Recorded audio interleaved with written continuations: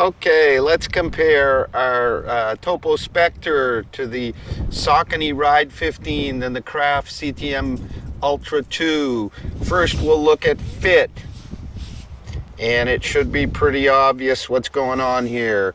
No question, our Topo has the broadest toe box by far, followed by the Saucony and the more race fit and a bit short. We found a bit short at true to size Craft. The Craft has the most minimal upper of the group. It has a gusset tongue. Our Saucony has probably the most supportive and would be best for kind of medium to narrower feet. It has the strap. It has a gusset tongue, kind of a more conventional upper.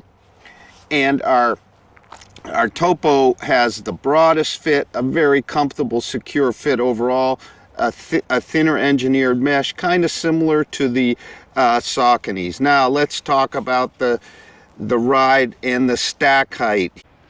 Let's talk weight and stack. Okay, in terms of weight, the lightest is our Topo with its 35-30 stack. It comes in at 7.95 ounces, 225 grams, all shoes US 8.5. Then we have, if you add the heel and the forefoot together, I guess you'd call it the lowest stack height. Same 35 millimeter heel as our Topo.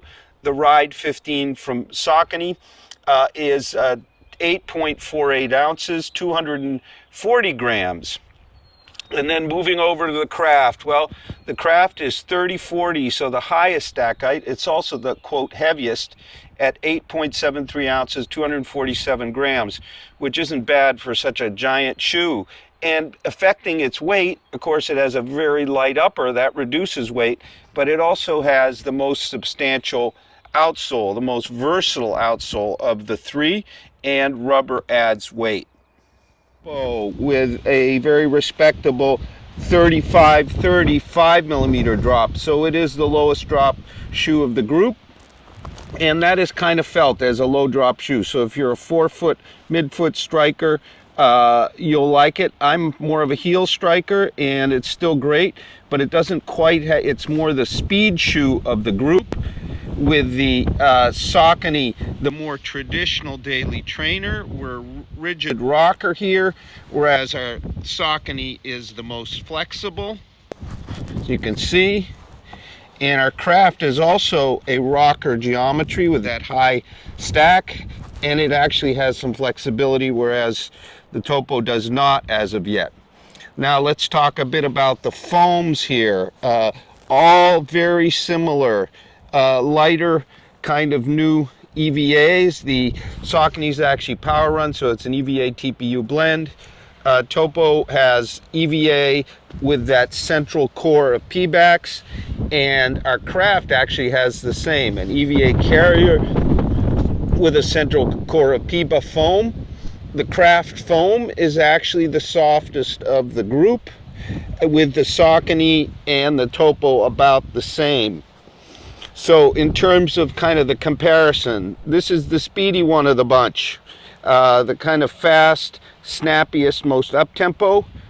The Saucony with its more flexible profile and still very decent stack height. We got 35-27, so it's a little bit less stack height than our Topo, which is 30 at the front. Here we have 27, and here we have 30, so they're all comparable. Our Saucony is sort of our most traditional riding shoe. The extra stack height compared to its predecessor, really noticed. This really makes it kind of the all-arounder of the group.